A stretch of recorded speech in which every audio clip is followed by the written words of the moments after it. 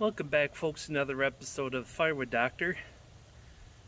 As you know, if you watch the community side of my page, I had a poll up actually of which top handle saw do you think would fit in with my other saws, basically, is what I was or would be a good fit for me. Well, I made the decision on what would work, but first, the dealer threw in an extra chain, the guy I bought it from, and it has actually 3 different size grips for the top handle. The clutch bar side of the handle has 3 different grips, like a small, medium, large, or thin, medium, and thick, to fit your different size hands. So if you have gorilla hands, they have one that's a bit thicker. What comes on there is the medium, and it comes with a spare air filter. We'll see how good it filtrates. Yeah, the big question is a lot of people have is, what do you need a top handle saw for? Well, for doing a bucking of logs, the small logs off the truck, if I don't have a saw buck, that's one more thing to tote around. I just put the small logs on the back of the truck and just, use this to hold one end up while I cut with the other. Or use, if I'm cutting from that side of the truck, I have the log here, I can stabilize it with one hand, cut with the other. Just watch where my fingers are. And I do want to get back out into the woods brushing trees and do some cleanup work of storm trees, so it'll come in handy there. Do I need one for the way I've been doing firewood? Not really. It's more of a want than a need, but it's one of the dream saws I've wanted for quite a while. One of 2 chainsaw models that I was thinking of as the one I really wanted to get above any other saw. It is not the lightest top handle, I can tell you that. It's probably one of the heavier ones, which is not necessarily a good thing. It's a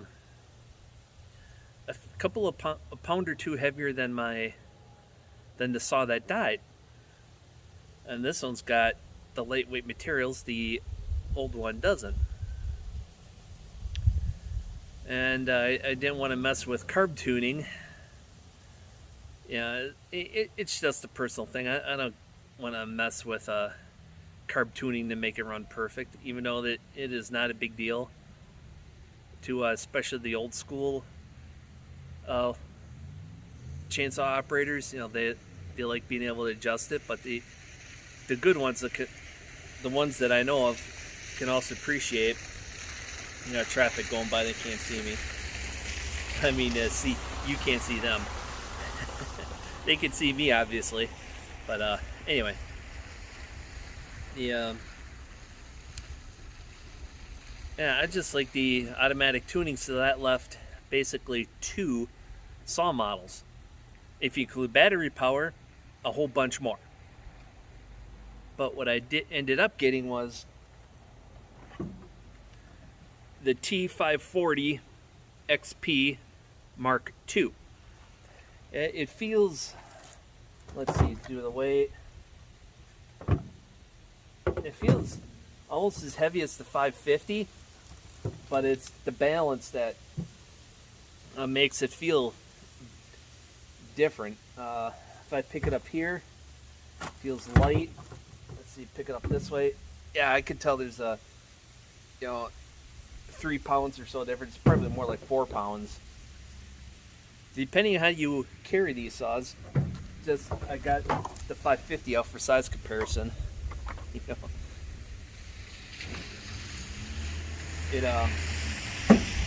looking at substantial weight savings. And sometimes if I have to buck logs up in a goofy position, this one will be a much better choice, because then I can cut over here way over here instead of having to try to reach across to cut it. So in some situations, this saw is going to be the ideal choice. Another reason why I wanted it, I had one before, and I've had one for quite a long time, especially those that follow my channel. I started with that Timber Pro, little cheap top handle gas saw, and it worked brilliantly for just about everything. That was all the saw I needed, except for cutting off at the stump. For some reason, horizontal cuts, it struggled, and it struggled big. But in straight up bucking, vertical, up, down, it would keep up with the other saws. It was almost as quick. I did a video quite a few years ago now of the different saws and the time it took to cut the saws, I think, and no, the time per tree, I think it was. And it kept up, that little Timber Pro kept up with the others till it came to the stump cut, and that's when it lost out. For some reason, that horizontal cut off the stump, felling, bucking, exact same size of what it would keep up. But for some reason, in the horizontal, it just would not perform. So this one is going to be a great replacement. I got it with the, wow, that's sharp. Piece of plastic came off the scabbard. I don't think I'm going to have to touch these teeth, but I'm going to check the raker depth anyway. And yeah, these are really pointy. I'm not going to sharpen this one. This is probably the sharpest chain I've ever had. So I'm not going to touch the teeth. I'm going to run a tank on each chain. But what I did was, these come standard with 0.325 LP chain, and if you have a sharp eye, you know this is not 0.325 chain. This is 3/8 LP chain, which is actually 0.370, and you math nerds know that 3/8 is 0.375. So this is not a true 3/8 pitch. They just call it 3/8 LP for easier to remember math purposes. Instead of 370 pitch, just call it 3/8. It's 50 gauge, whereas the OE 325 chain is 0.43. It's a pico, micro, or whatever they want to call it. Yeah, this chain looked a little bit more stout than the 325. Now looking at the cutters, this is it's hard to tell. I can't tell if this is full chisel or semi because of how small the cutters are, but I'm thinking semi. Yeah, it's the anti-kickback chain, it looks like. Yeah, it's got the anti-kickback. So I'm going to just run the chain and see how it works. Let's see if there's any bar oil in it.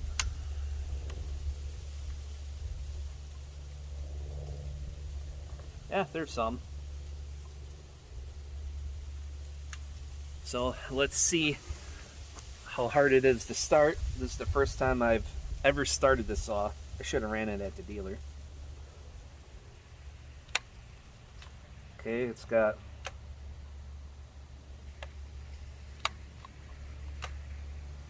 alright, it's got the full, half, and if you listen carefully, I don't know if you heard that click, that puts it down from high idle to normal. So we'll see how this goes.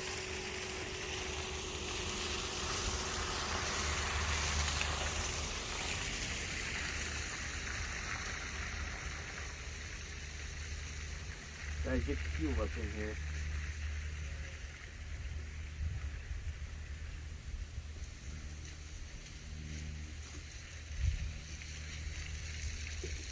Let's see if that was enough.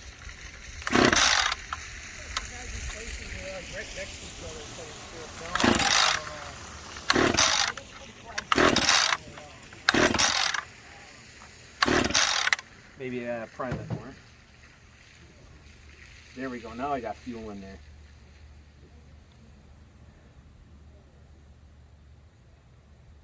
It's like pulling it helped pull the fuel up through the fuel line. So we'll see here.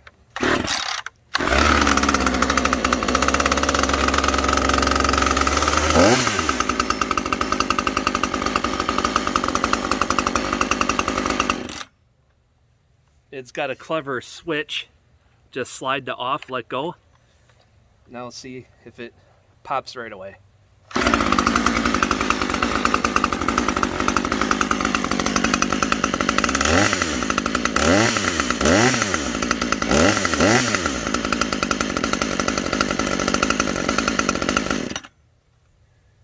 Yeah, it's got a pretty good snort to it. As you can see, it once it got the fuel in the primer ball, that's why I didn't start the first few pulls. But as soon as the fuel got up in there fully, we do a proper prime, it'd start right up. Yeah, so that's the saw. I don't have to do any prep to it. The chain feels plenty sharp. Let's see. VXL. Okay, 91 VXL 056. I'll have to look up what that means. But take a look at the chain that they gave me for the spare. It's easier to look at this when it's up in your hands. Yeah, this is hard to tell because the teeth are so small. I'm guessing semi-chisel.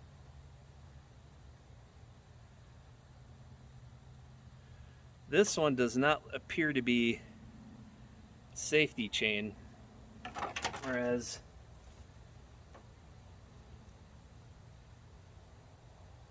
this one might not. That one link might have been the master link. Well, this is not safety chain. I thought this was.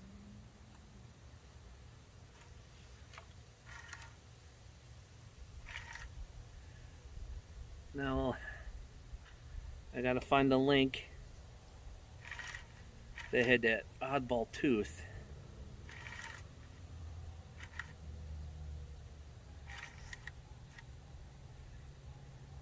And investigate it further. Yeah, this does not look like safety chain. For the life of me, I can't see that cutter. Because this is Oregon chain.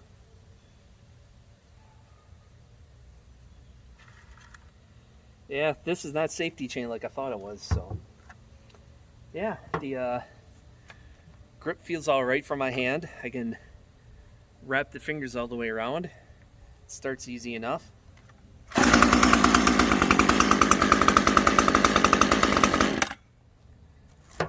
It starts easier than my other saws, I think. But it's been a while since I run these, so yeah, I'm gonna go now get my other saws prepped up, get the chain sharpened up, and get cutting. So I'm gonna be trying out this little bugger in some good wood right away. Now, some people think you need to baby the saw. I say run it like you normally would during normal use. If you have a choice, cut small stuff. You know, if you're really concerned about babying a brand new saw, cut a bunch of small stuff. And otherwise, just run the saws hard. There's no need to baby the saws. So that's it, folks. Till next time, take care, get out there, do something, have fun doing it. Now to get ready for tomorrow when running the saws, there's splitters. I don't know, splitter, I'm not sure what I'm going to do until I get there. So, we shall see.